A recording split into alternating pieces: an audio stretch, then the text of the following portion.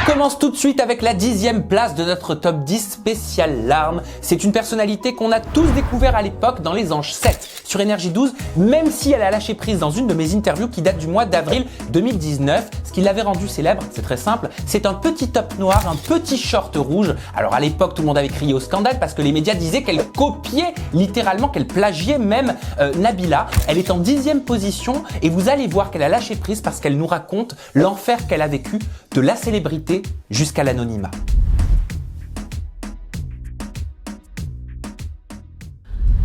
Les 3 ans, c'est vrai que c'était difficile pour moi, je crois. Ça a été dur les 3 dernières années, c'est ça? On passe tous par des périodes difficiles, hein. Tu sais, moi je le dis pas non plus, je te le confierai si tu veux, mais j'ai aussi eu des périodes très difficiles et je le montre pas forcément. Et c'est vrai que quand t'as quelqu'un après qui te pose la question, tu lâches un petit peu la pression parce que ça fait du bien d'extérioriser. Ouais, mais en fait, je parlais avec personne, genre c'est la première fois et... C'est-à-dire que t'as intériorisé tout ça depuis 3 ans, t'en as pas parlé, c'est ça? Merci Julien. Tiens ma puce. Tiens, t'inquiète, on prend le temps qu'il faut. Te fais pas de soucis avec ça.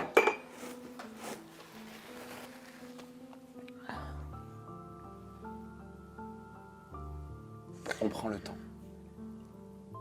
On va reprendre doucement. Tu veux? Tu veux bien? Tiens, regarde, donne-moi le mouchoir. Attends.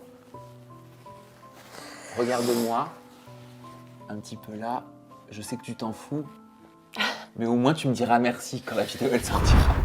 Et on se retrouve tout de suite maintenant avec celle qui voulait impérativement marier son fils et qu'on a d'ailleurs retrouvé doyenne quelques temps après. C'était dans Les Anges aussi du côté d'Énergie 12. Là, elle est à la 9e position et cette séquence concerne une de mes interviews qui date de l'année 2017. Elle part en crise de larmes. Pourquoi? Tout simplement parce qu'elle a l'impression que tout le monde lui tourne le dos au moment le plus dramatique de sa vie. Regardez. Tout le mal que je leur souhaite, c'est qu'ils gagnent leurs parents jusqu'à 120 ans, même 100 ans. Mais pas qu'ils les aient perdus comme moi, je les ai perdus en 9 mois. Et que j'ai pas eu beaucoup de messages condoléances, à part mes followers que j'adore et que j'embrasse. Ça t'a peiné? Que je remets... Ah oui, oui, oui, oui. Ouais. J'ai pas eu beaucoup des gens que je connaissais, Chana, Thibaut, même Julien, il m'a mis un truc, un like. On like pas, un truc comme ça, voyons. J'ai mis des vidéos, sur tous les réseaux, j'ai mis des vidéos que j'étais mal, que j'avais besoin de réconfort. J'avais besoin de réconfort. J'ai trouvé du réconfort auprès de gens que je ne connaissais pas. C'est dur, non? C'est dur quand même. Dans une période comme celle-ci, oui, quand Oui, on la dans une traverse, c'est période sûr que comme c'est pas celle-là, évident. Ouais. Je regardais plus rien, plus la télé, j'avais envie de rien. De rien. J'étais outrée. Un vide. On m'a enlevé mon âme. Je n'ai plus rien là. Quand je veux appeler maman, elle n'est pas là. Elle n'est plus là. C'est vrai qu'encore des années après, on a envie de pleurer avec toi, Tata Linda. Et d'ailleurs, Tata Linda, je l'avais revue il y a quelques mois à la soirée d'inauguration du lancement de mon livre Pour devenir qui je suis. Et elle a commencé à retrouver le sourire, même si c'est jamais évident et c'est très dur, en effet, de perdre un être cher. Celle qui peut remercier Dieu, pour le coup, d'avoir encore ses parents, qui va tomber en sanglots en faisant référence à ses parents et notamment à son père qui lui a tourné le dos à l'issue de sa première télé-réalité parce qu'elle était traitée de michto. À l'époque, tout le monde s'était mis sur son dos. Ça l'a tellement atteinte, ça l'a tellement touchée que même son propre père, je vous l'ai dit, ne lui a plus adressé la parole. C'est la 8e position de ce classement spécial larmes. Regardez. Oui, voilà, moi je suis en froid avec mon papa et ça me blesse énormément parce que c'est le premier homme que j'ai aimé. C'est mon père, quoi. C'est lui qui m'a tout donné. Il a tout fait pour que je manque jamais de rien. T'inquiète pas. C'est difficile. C'est quelque chose qui a vraiment... Je vois que ça te touche. Je vois que c'est un sujet qui doit être dur peut-être à vivre en ce moment, parce que tu découvres aussi la notoriété, tu découvres la télévision, tu découvres aussi les travers. Voilà, c'est difficile parce que mon papa, il a tout fait pour que je manque de rien. J'étais un peu sa préférée, on va dire. Enfin, voilà, j'étais sa petite fille, et voilà. Et voir les gens qui foutent la merde comme ça. Tu parles plus à ton papa te parle plus en ce moment? On est en froid, oui. On est en froid. À cause de la télé? à cause des rumeurs comme ça a commencé avec Nico. Il n'était pas d'accord par rapport au fait que voilà, on m'a traité de michto. Alors que mon papa, c'est quelqu'un qui a travaillé dur toute sa vie pour que j'ai tout en fait, pour que je ne manque de rien. Donc moi, quand je voulais quelque chose, peu importe le prix, je l'avais. Je l'avais vraiment.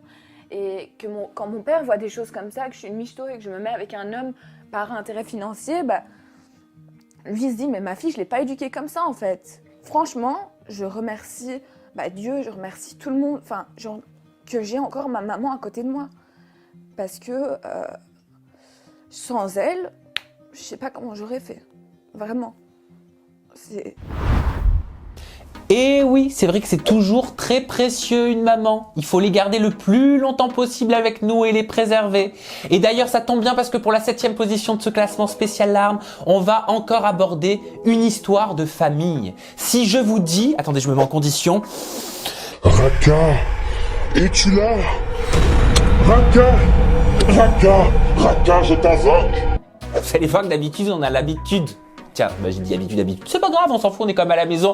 On a l'habitude de la voir dans des états en transe. Et pour le coup, cette fois-ci, alors qu'on s'y attend pas du tout, ce sont les larmes qui vont jaillir. Elle est à la 7e place de notre classement spécial larmes selon vos vues. Ok, quelque chose qui t'a marqué? Ouais. Ok. Et tu veux pas en parler parce que t'as peur de tes émotions?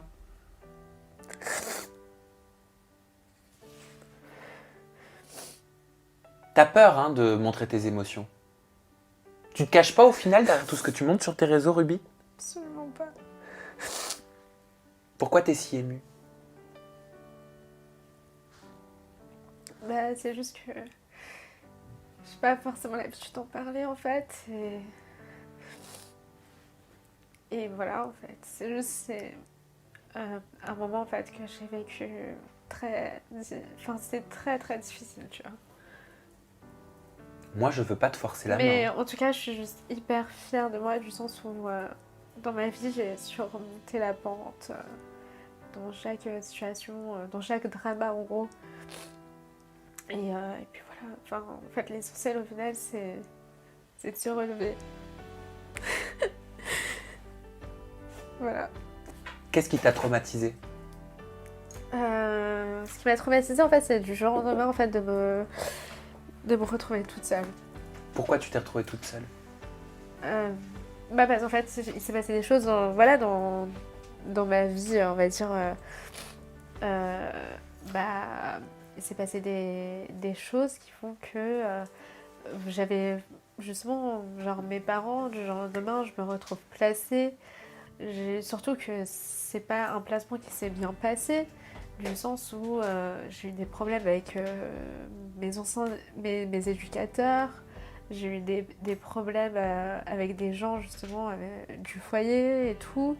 Et du coup, à chaque fois, je me faisais virer d'un foyer à un foyer. T'étais rejetée? Exactement, jusqu'à des fois, je savais même plus où dormir, je dormais dans des escaliers, enfin... Voilà, genre, je me suis vraiment retrouvée toute seule. Mais c'est vrai que j'étais le premier surpris. J'avais pas l'habitude de la voir comme ça. Je pensais pas qu'elle allait pleurer en pleine interview. Moi, je la voyais plutôt en train de faire Rubini Cara, Rubini Cara sur ses réseaux sociaux. Vous me dites si j'arrive à rapper comme Rubini Cara.